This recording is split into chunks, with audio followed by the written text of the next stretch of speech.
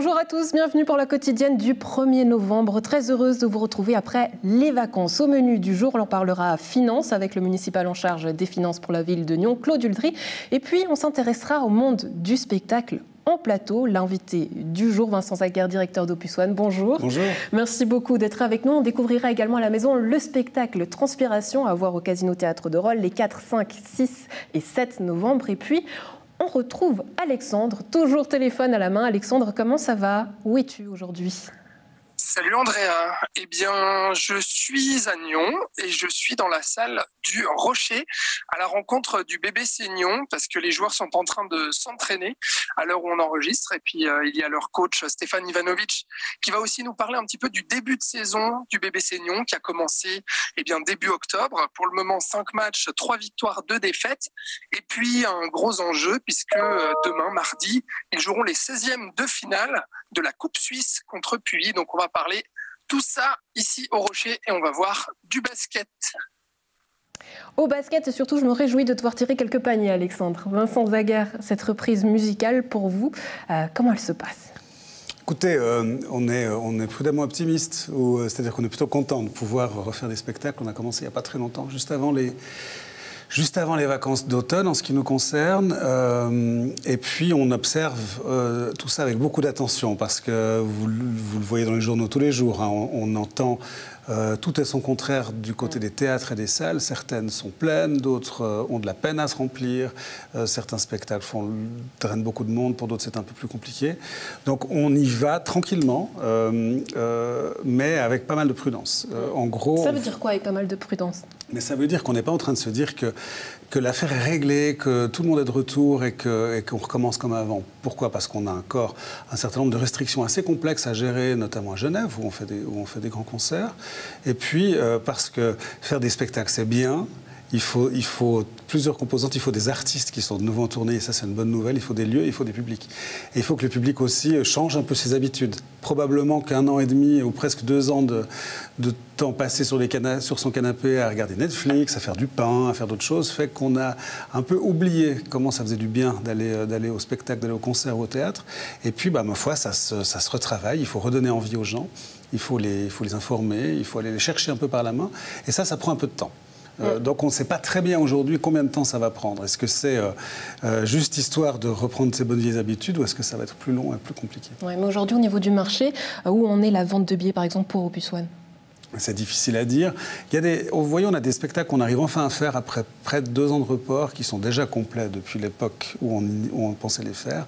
Donc aucun souci pour ceux-ci. Pour d'autres, qu'on a lancés en pleine pandémie, en sachant pas très bien combien de temps les choses dureraient et puis comment elles se passeraient, ça dépend des endroits, ça dépend des villes, ça dépend des spectacles aussi.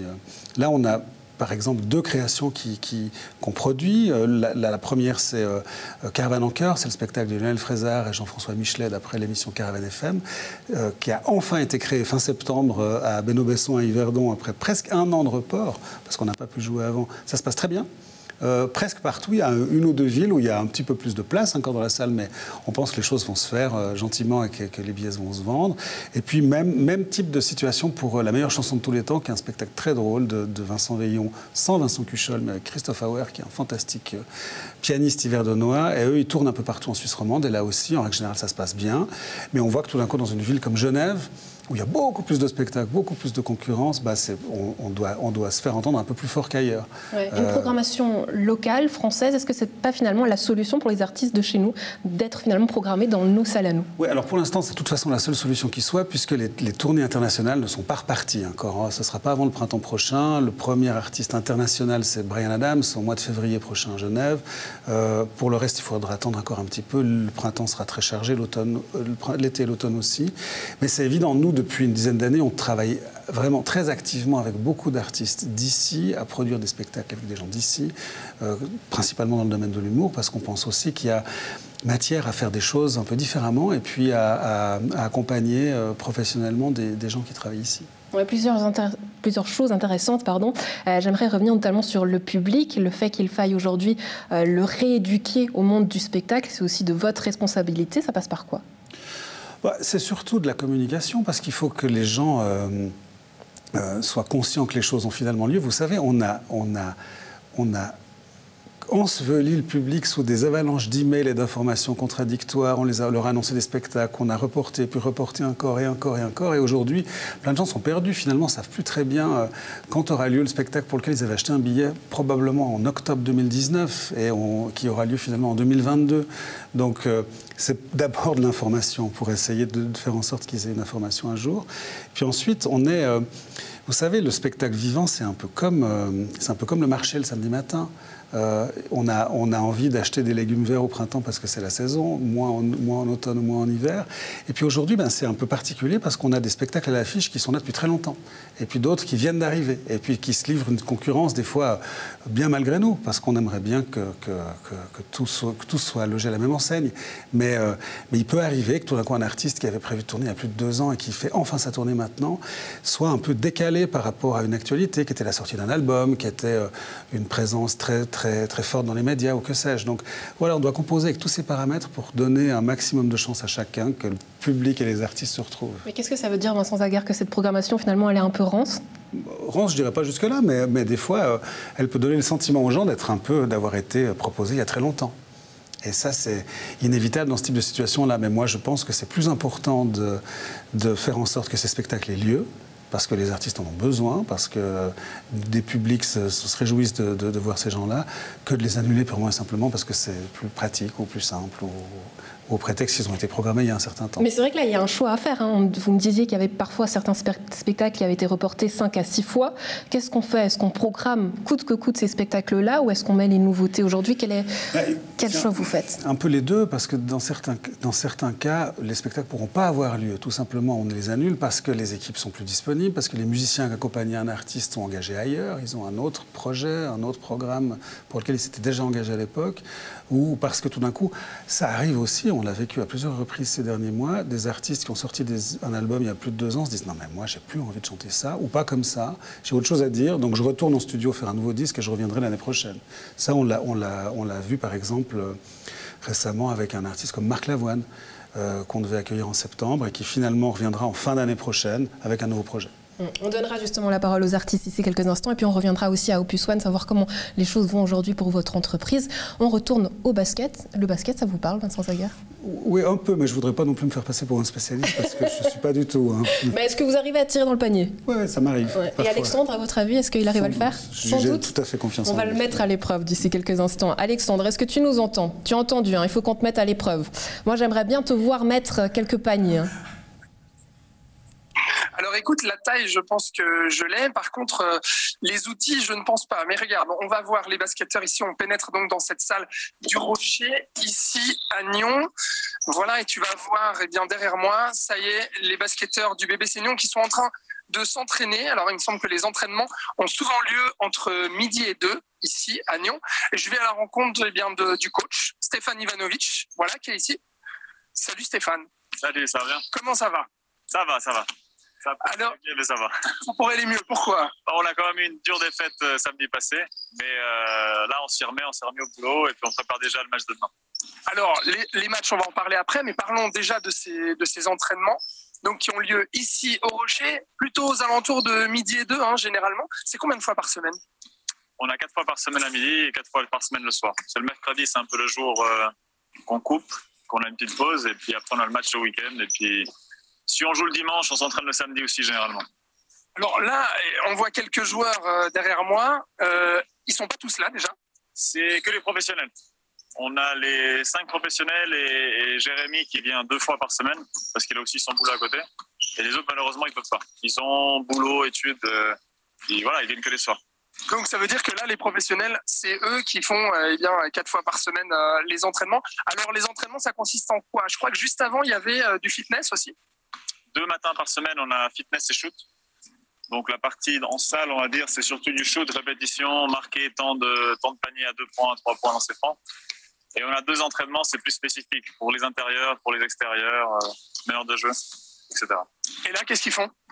Là, c'est la partie shoot. Là, ils ont fait la partie boulot fitness et puis là, c'est juste la partie shoot, répétition, pour pas que le fitness les fasse shooter pire. Et toi, ton rôle là-dedans, parce que Stéphane, on rappelle donc que tu es le nouveau coach de cette équipe 1 du BBC Nyon. Tu étais joueur avant et puis là, ça y est, tu entraînes cette équipe. Tu arrives à trouver tes marques ? Comment ça se passe ? Ah, ça se passe très bien. Depuis le premier jour, je me suis bien mis dedans. J'ai pas eu de souci à changer de rôle de joueur-entraîneur. C'est beaucoup de boulot. Je dois penser à tous les gars. Je dois préparer tous les entraînements. C'est ça mon rôle, plus ou moins. Même dans les entraînements comme ça, je dois prévoir qu'est-ce que je veux qu'ils fassent, qu'est-ce que je veux qu'ils améliorent. Et puis voilà, pour l'instant, je suis content. Très bien, bon, parfait. Est-ce qu'on ose déranger Malay Ndoye pour lui poser une petite question? Voilà, Stéphane doit le remplacer parce que sinon, eh bien, comme tu le vois, Andrea, ça ferait un trou dans la chaîne des lancers francs. Donc du coup, on va juste poser une petite question à Malay Ndoye. Bonjour Malay, comment ça va? Ça va bien, merci. Alors comment ça se passe ce début de saison? Bon, pour l'instant, ça va, ça se passe très bien. Beaucoup mieux que l'année dernière, on peut dire. Et bon, on est en bilan positif. Même si samedi, c'était un match un peu plus compliqué que d'habitude. Mais je pense qu'on continue à travailler. L'idée, c'est de progresser au fil de la saison et d'essayer de titiller ces équipes comme Fribourg, Genève. Donc, on a vu contre Fribourg, il nous manque encore une longue marge de progression. Donc, on va se servir de ce match pour bien se préparer pour les matchs à venir. Bon, nouvelle saison et surtout nouveau coaching avec Stéphane Ivanovic qui est devenu le coach de cette équipe 1. Comment ça se passe avec lui? Ouais, ça se passe très bien. Bon, Steph, il a l'habitude, il a déjà la connaissance de la maison, donc il a joué, donc il connaît les joueurs, donc il essaie de faire progresser tous les joueurs. Donc on voit que cette saison, il y a beaucoup plus de responsabilités un peu partagées et c'est bien pour tout le monde. Et ça aide aussi l'équipe à progresser, surtout tout au long de la saison pour bien entamer les matchs cruciaux, comme j'ai dit tout à l'heure, contre des Fribourg, des Genève. On aura besoin de tout le monde. Eh ben, je te remercie beaucoup. On va pas te déranger plus longtemps. On te laisse t'entraîner. Merci, Malay. Voilà, Andrea, pour ces entraînements. Tu as compris, 4 fois par semaine, ici, uniquement avec les professionnels de cette équipe. On va parler un petit peu du championnat juste après. Je te propose avec Stéphane à nouveau pour savoir où est-ce qu'ils en sont, quels sont les matchs cruciaux à suivre. Et puis surtout parler aussi de la Coupe Suisse parce qu'il y a un match important demain. À tout à l'heure, Alexandre. À Nyon, comme lors des années précédentes, la municipalité présente un budget dans le rouge pour l'année prochaine. 10 millions de charges sur un budget total de 227 millions. On en parle avec le municipal en charge des finances, Claude Uldry. Bonjour. Oui, bonjour. Merci beaucoup d'être avec nous. 10 millions de charges, comment on explique ce déficit ?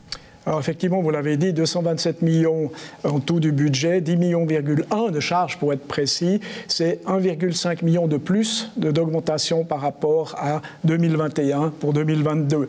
Les deux éléments principaux de cette différence sont une hausse des transports publics, du coût des transports publics, donc urbains, suburbains et cantonal aussi. Il ne faut pas oublier qu'on paye une facture cantonale pour les transports urbains. Et bien sûr, on en parle très souvent, mais c'est encore le cas aujourd'hui, c'est la hausse de la péréquation. Ouais, à Nyon, on a l'impression, côté finance, que c'est toujours la même histoire, qu'on présente des budgets déficitaires et des comptes positifs. Alors, ce n'est pas toujours la même histoire. Il faut quand même se souvenir qu'on a présenté une fois, malheureusement, au bouclement des comptes, un déficit de plus de 5 millions. L'année passée, on a eu la chance d'être à l'équilibre. Aujourd'hui, pour 2021, bien malin qui pourrait dire si on sera à l'équilibre, je n'y crois pas un instant pour le moment. En tout cas, en vue des recettes qu'on a aujourd'hui. Par contre, il faut noter que les charges, effectivement, elles, sont totalement maîtrisées. On a l'impression que la municipalité est toujours un petit peu défaitiste. Qu'est-ce que ça dit finalement de la ville, ce budget-là ? Non, alors je crois que la municipalité n'est pas défaitiste, bien au contraire, puisqu'elle prévoit même une augmentation des recettes. Donc elle est relativement réaliste, elle est même beaucoup plus optimiste que le canton sur le calcul des recettes. Oui, alors ça c'est une petite attaque qui est faite au canton, on l'entend, Claude Uldry, mais pour savoir notamment, pour y revenir à ces recettes et ces investissements en 2022, sur quel domaine allez-vous miser ?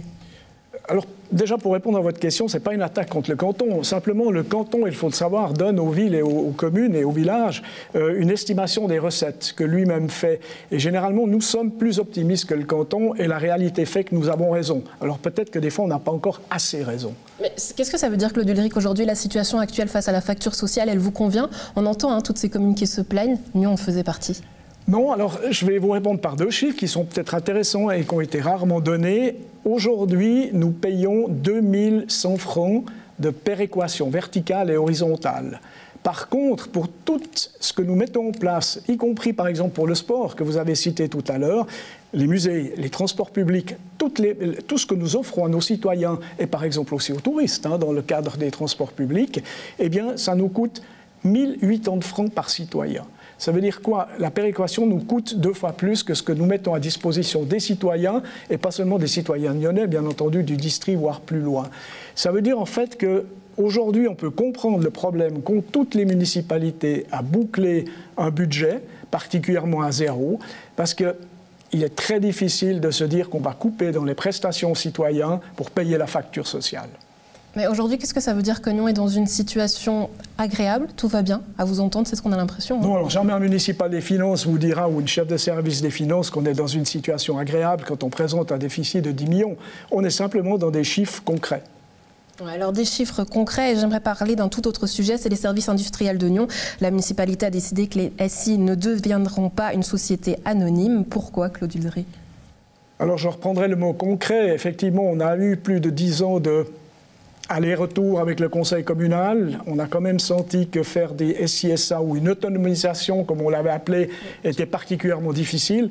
Aujourd'hui, on a une configuration municipale qui est différente, plus verte et avec une plateforme de gauche. Je pense qu'il aurait été encore plus difficile, et un conseil communal aussi qui est à 50-50 sur les 100 conseillers, encore plus difficile.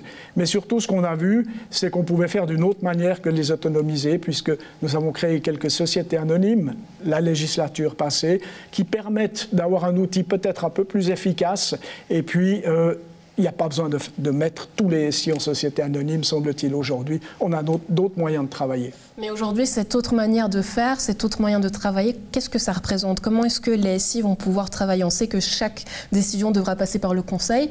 Donc finalement, ça va durer encore plus longtemps pour que les décisions se prennent. Non, je ne pense pas. Le Conseil, quand on lui demande certains éléments très concrets, il peut réagir aussi très vite. Et typiquement, l'achat d'eau, gaz, électricité ou la vente d'eau, gaz, électricité, c'est-à-dire la tarification, n'a aucun lien avec le Conseil. Comme je l'ai dit tout à l'heure, les principaux éléments qui demandaient une certaine rapidité dans l'exécution des tâches ou des décisions, eh bien, probablement, ils se feront par le biais de ces sociétés anonymes qui ont été créées. Ou alors, on reviendra avec différents préavis, peut-être, mais plutôt pour des nouvelles choses qui seraient liées au climat.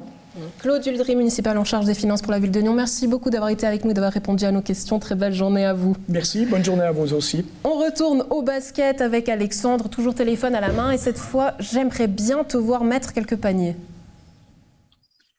Écoute, si tu veux me voir mettre quelques paniers avec un micro dans une main et puis un téléphone dans l'autre, c'est compliqué. Et puis, j'ai pas envie de perturber le jeu et puis les lancers francs là. Mais on revient donc effectivement au BBC Nyon. Je suis toujours avec Stéphane. Voilà, qui est là. Stéphane, j'ai dit avant qu'on allait parler maintenant un petit peu de ses débuts de championnat. Donc j'ai dit ça a démarré le 9 octobre, sauf erreur. Il y a eu 5 matchs, 3 victoires, 2 défaites. Pour le moment, alors bien sûr, des matchs, il va y en avoir encore beaucoup. La saison va être longue. Mais pour ce début, malgré le petit bémol que tu m'as dit en tout début d'émission sur cette récente défaite contre Fribourg, globalement, comment ça se passe ce début de saison? Non, globalement, on est content. Depuis le début, j'ai dit on est très content du groupe, on est très content de comment ils travaillent, de comment ils évoluent et du jeu qu'on est en train de développer. Donc honnêtement, pour l'instant, tout se passe très bien. Je ne vais pas me plaindre. C'est quoi les objectifs qui ont été fixés par le BBC Nyon, les objectifs de classement et puis de match? Notre président, il aime bien dire qu'il faut qu'on soit dans le top 6, qu'il aimerait bien qu'on soit dans le top 6. Moi, je vous avoue que je regarde match à match. On essaie d'en gagner le plus possible. Je pense que c'est la meilleure formule pour arriver le plus haut qu'on peut. Pour les playoffs? J'espère, oui. J'espère, en tout cas. Et puis là, au niveau de cette équipe, il y a aussi des nouvelles recrues.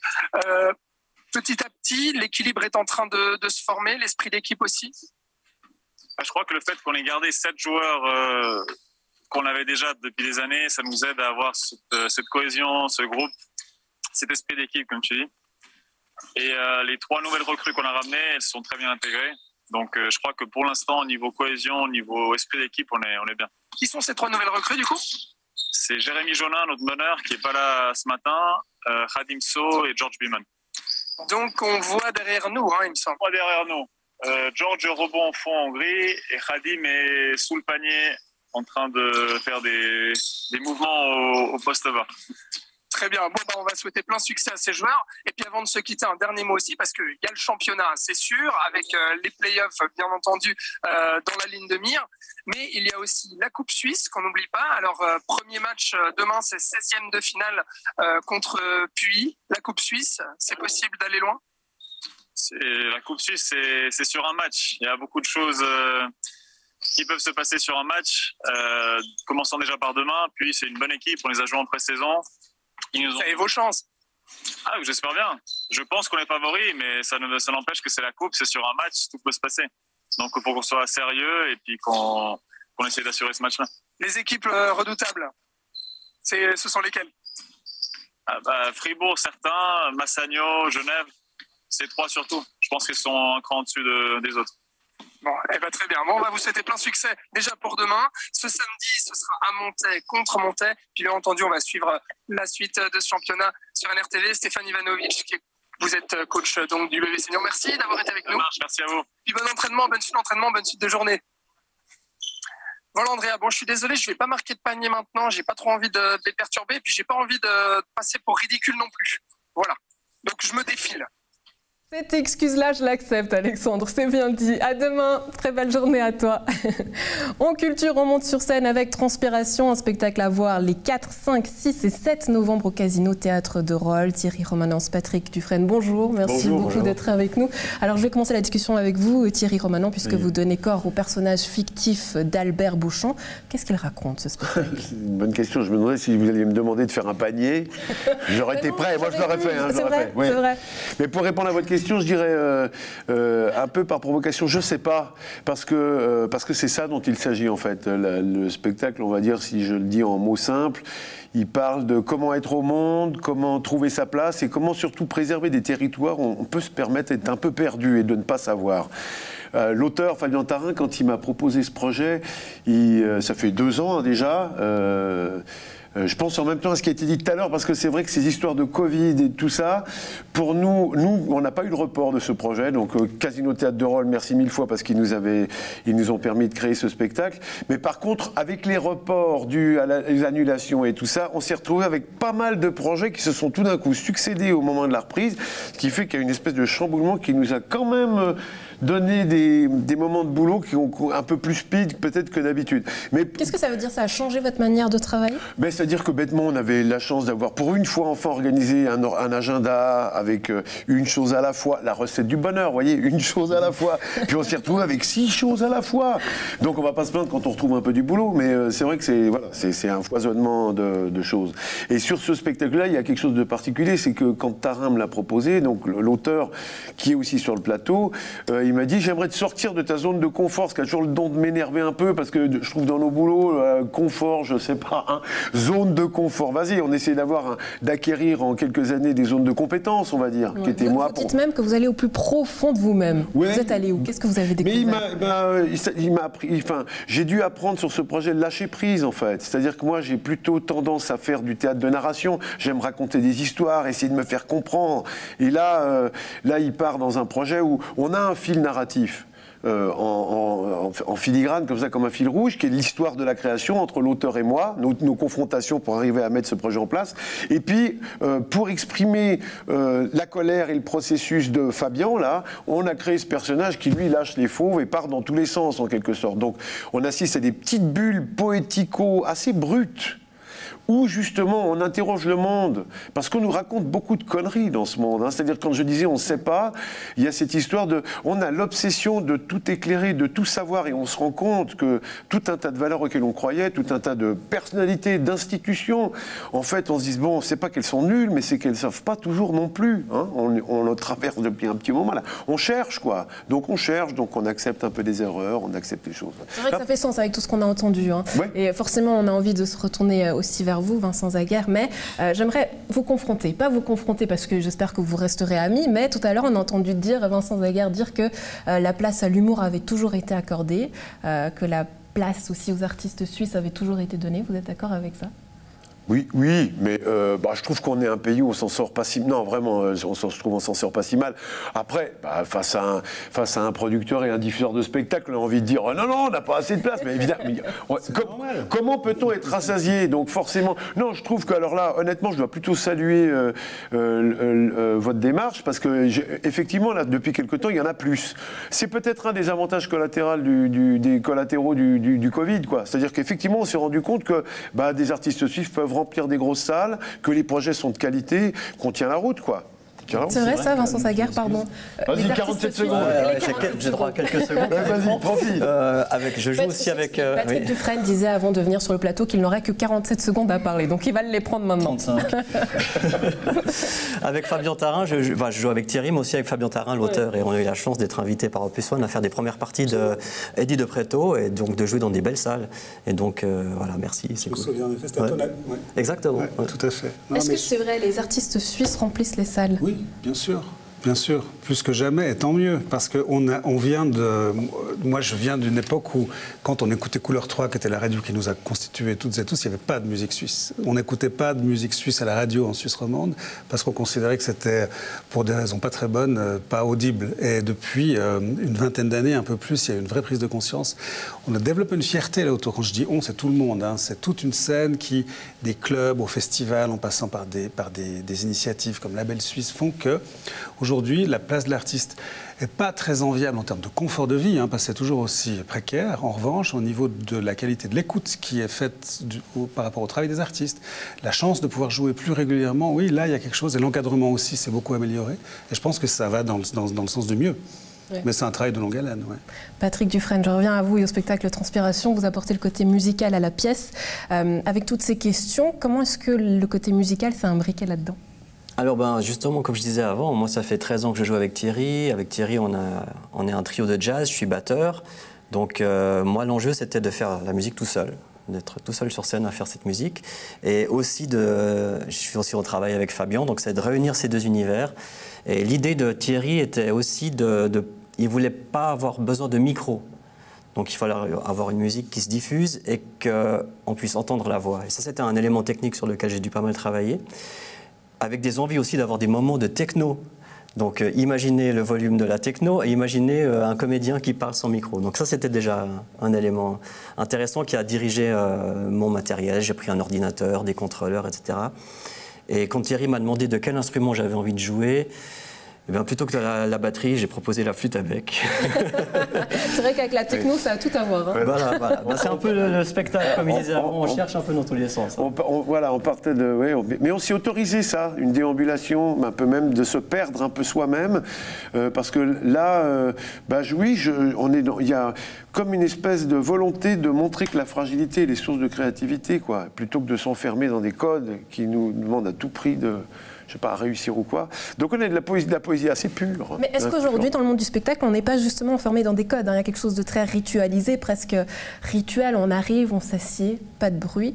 Est-ce que ça aussi, il ne faut pas réinventer aujourd'hui dans le monde du spectacle, Vincent Saguer? Et je vous laisse après la parole. C'est un peu comme la messe, des fois. Il faut se baser sur des choses qui rassurent un peu les gens. Non, mais pourquoi pas? Mais je ne crois pas qu'on puisse faire une généralité de dire il faut absolument casser les codes du théâtre ou du concert ou d'autres choses. De temps en temps, ça fait du bien.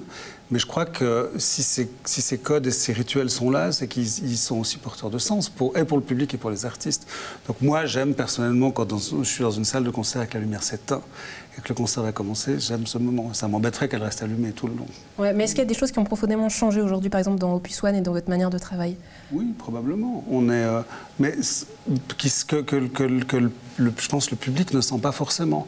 Mais la manière dont les tournées se font, dont les carrières d'artistes se font et se défont, oui, ça a changé fondamentalement. On était, il y a encore quelques années, dans un vrai artisanat.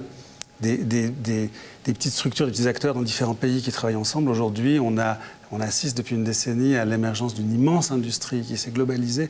Ça ne change rien pour le spectateur qui, à Lausanne, Genève ou Lucerne, va aller voir un concert. Par contre, pour les gens qui font la musique, artistes, producteurs, ouais, ça change beaucoup de choses. Ouais, vous ressentez cette responsabilité-là, Patrick Dufresne ? Oui, je suis assez d'accord, mais surtout aussi c'est vrai que de par Internet, de par le matériel que tous les artistes utilisent, on se retrouve à utiliser les mêmes outils et du coup ça permet de créer des ponts entre différents artistes de différents pays et puis du coup on n'est plus les petits musiciens suisses qui développent leur truc dans leur coin, on est forcément inspiré et influencé par tout ce qui se passe dans le monde entier. On fait sauter le caclon. Ouais, c'est ça, exactement. Oui, mais on rigolait tout à l'heure de la flûte à bec, mais c'est ça aussi aujourd'hui, est-ce que c'est éduquer les gens à réapprivoiser certains instruments? Il y a ça aussi, c'est important, ouais. Là dans le spectacle c'est plutôt pour évoquer le thème de l'enfance qui est aussi pas mal abordé. Mais oui, il faut casser les codes et pour moi c'est important. Dans chaque spectacle de Thierry, en tant que batteur, j'ai toujours enlevé un élément. Donc sur les derniers, j'enlevais les cymbales ou le charleston et puis pour rajouter autre chose. de la voix, ou voilà, enfin revenir à quelque chose de peut-être plus humain. Puis la flûte à bec, c'est encore assez humain. Oui, puis c'est rigolo, c'est clin d'œil. On a associé ça à une scène qui est un petit peu particulière. Il faut venir voir pour comprendre un peu le petit truc. Mais en soi, on est d'accord, et là je suis entièrement... j'acquiesce, quoi. Casser les codes, c'est pas un objectif artistique, hein. Ça peut être voilà, une démarche éventuelle, mais enfin en soi, il ne s'agit pas forcément de les casser, il s'agit plutôt de se dire qu'est-ce qu'on peut trouver pour ouvrir un maximum nos œillères et aller quand même, moi alors là pour le coup c'est ce que je défends au spectacle, aller vers quelque chose de plaisant, enfin, où les gens y trouvent leur compte, que ça leur parle, quoi. Et puis ici en plus, oui, on arrive un petit peu à élargir l'horizon, c'est super. Ouais, et puis pour revenir à l'actualité, Paléo qui annonce Stromae, est-ce qu'enfin on voit la lumière au bout du tunnel, Vincent Zaguer? J'espère, mais alors ça, comme l'avenir se prédit assez difficilement, enfin il y a des gens qui font ça, mais moi c'est pas mon métier, j'espère que ça préfigure d'une année 2022 un peu moins pénible que les deux qu'on vient de passer. Ouais. Mais ça, l'avenir nous le dira. Ouais, l'avenir nous le dira, mais on reste sur cette note positive de ce côté de la table. Comment vous sentez justement cet avenir? Ah, pareil, on insiste assez pour être dans le moment présent, nous, sur ce spectacle-là. C'est-à-dire, c'est vrai que c'est tellement anxiogène, un peu, la suite, que pour l'instant, profitons déjà. Trouvons nos refuges à l'heure actuelle. Je dirais que pour notre avenir, puisque tu es associé, on a plutôt des tournées qui étaient en attente, qui maintenant se développent. Donc, on a une saison qui est super remplie. On a une 50aine de dates avec l'autre projet Courir en parallèle, le projet d'avant qui part sur la France, là. Donc, nous, l'avenir, il est plutôt cool. Sauf si les salles ferment, évidemment. Voilà. Ouais. Pour l'instant, les salles sont ouvertes, donc à la maison, à vous de faire votre choix. Messieurs, merci beaucoup d'avoir été avec nous. Très belle journée à vous. Transpiration à voir donc les 4, 5, 6 et 7 novembre au Casino Théâtre de Rolle. Une date à nous donner, Vincent Zaguer? Tellement à choisir. Alors, ça si vous voulez, si on parle un petit peu de la tradition et de la modernité, il y a une troupe qui a créé beaucoup de choses dans le spectacle en Suisse, c'est les Movement Chants. Il y a 50 ans déjà. Et le temps passe très vite. Et ils seront à Genève et à Saint-Maurice pour les fêtes de fin d'année. Je pense qu'on n'a jamais vu les Movement Chants, il faut voir ça une fois dans sa vie. Tout ça pour Noël. La note de fin. Merci beaucoup, très belle journée à vous. Bonne suite de programme sur Nyon Région Télévision.